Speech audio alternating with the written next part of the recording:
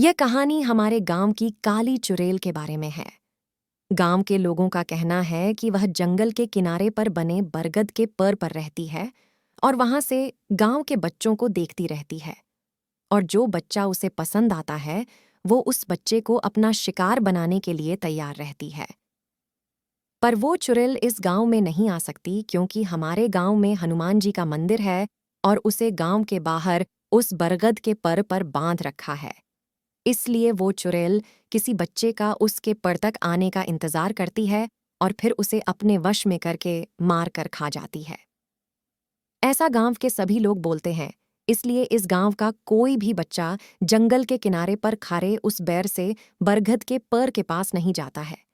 यह सब बातें सोनू शहर से आए अपनी मौसी के लाड़के पिंटू से कह रहा था।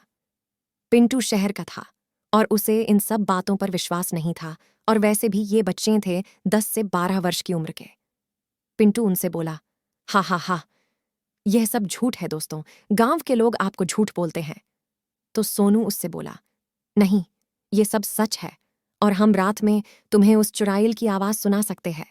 तो पिंटू बोला, चलो ठीक है, आज शाम हम सभी इसी जगह मिलेंगे और फिर सब मिलकर उस चुड़ैल की आवाज सुनेंगे। ठीक शाम के 6:30 बजे सभी बच्चे पिंटू और सोनू सहित उसी जगह पर इकट्ठे हो गए। तब सोनू उनसे बोला, हमें उस चुड़ैल की आवाज यहाँ सुनाई नहीं देगी, हमें इसके लिए उस पुराने खंडहर के अंदर जाना होगा जो गांव के सबसे आखिरी में है। सभी बच्चे उस जगह गए और सब वहां जाकर उस चुड़ैल की आवाज सुनने लगे, पर उनमें से किसी को भी उसकी आवाज सुनाई नहीं दी। तब पिंटू बोला, मैंने तो पहले ही कहा था कि गांव वाले बस बच्चों को डराने के लिए उस चुड़ैल की कहानी बताते हैं। सभी बच्चों बोले कि नहीं, ऐसा नहीं है, रोज वो चुड़ैल रात में हंसती है और सभी से बोलती है कि मेरे पास आओ, मैं भूखी हूं।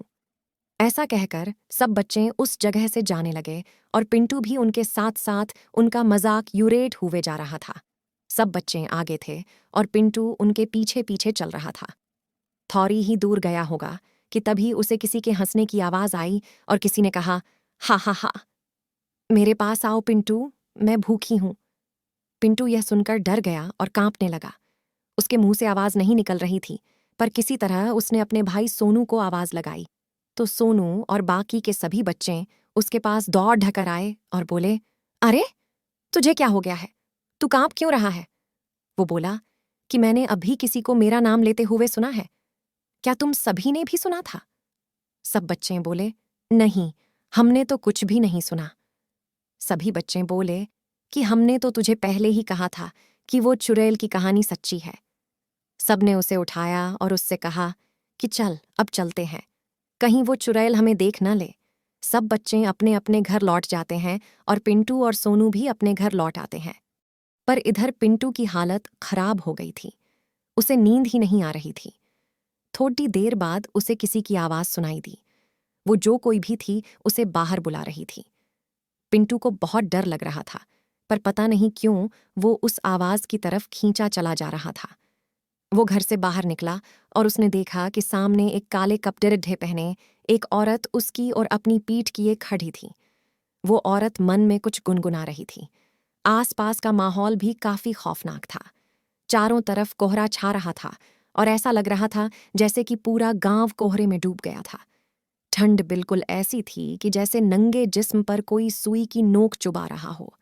आसपास के माहौल में ऐसी आवाजें आ रही थीं कि जैसे कई सारे डरावने जानवर आसपास हों, पर कोई दिख नहीं रहा हो। इतने भीषण और खून को जमा देने वाले वातावरण में अच्छे अच्छे सूरमाओं की हालत खराब हो जाए तो ये तो फिर भी एक छोटा बच्चा था। वो काले कपड़े वाली औरत धीरे धीरे जाने लगी और उसके पीछे पीछे पिंटू भी जा रहा था। वो अपने वश में नहीं था और उस चुड़ैल के साथ साथ बस गांव से होकर उस चुड़ैल के बरगद वाले पेड़ तक जाए जा रहा था। थोड़ी देर बाद वो उस बरगद के पेड़ के पास खड़ा था। उसे होश आया और उसने देखा कि वो अपने घर में न होकर एक बड्ढे से बरगद के पेड़ के पास खड़ रहा था। वो डर गया और चिल्लाने लगा, मैं यहाँ कैसे आ गया? मम्मी, पापा, आप कहाँ हो? मुझे यहाँ डर लग रहा है। हाँ हाँ हाँ, कोई फायदा नहीं, आसपास किसी के जोर से चिल्लाने और हंसने की आवाजें आने लगीं। पिंटू की हालत काफी खराब हो चुकी थी। उसकी आंखों से आंसू बह रहे थे। वो डर के मारे इधर उधर देख रहा था। तभी उसने देखा कि उस बरगद के पियर पर एक काले रंग की शाल ओढ़े एक बूढ़ी औरत खारी थी। वो औरत दिखने में काफी भयानक थी और उसके हाथ में कुल्हाड़ी भी थी, जिसे वो अपने एक हाथ में लेकर उसकी ओर देख रही थी और हंस रही थी। वो बोली, आज तो मैं पेट भर के खाऊंगी। गांव में बहुत दिनों से कोई मेरा शिकार नहीं बना है। हा हा हा हा हा हा। और हंसकर वो एक झटके में उसके सामने आकर खारी हो गई। पिंटू ने उसकी भयानक शक्ल देखी और वो वहां से भागने लगा कि तभी उस चुड़ैल ने उसे पकड़ लिया और उसके चेहरे पर अपने बड्ढे बड्ढे नाखून फेरने लगी, जिससे पिंटू के गाल पर एक नाखून से हल्का सा कटने का निशान लग गया। फिर धीरे धीरे वो औरत अपनी कुल्हाड़ी को उसकी ओर बढ़ाने लगी और कुल्हाड़ी का एक जोर का वार उस पे दे मारा। तभी पिंटू की आंख खुली। वो सपना देख रहा था। थोड़ी देर तक तो उसे यकीन ही नहीं हुआ कि उसके साथ यह सब क्या हो रहा था, पर उसने सपना समझकर सब भुला दिया। वो फ्रेश होने के लिए गया कि तभी चेहरा धोते वक्त उसे शीशे में अपने गाल पर एक नाखून के कट का निशान दिखा। वो समझ गया कि उसके सपने में कोई हकीकत जरूर थी। फिर उसी दिन वो और उसकी माँ अपने शहर लौट गए थे। वो बरगद का पर आज भी वहीं है और वह चुड़ैल आज भी अपने शिकार का इंतजार कर रही है।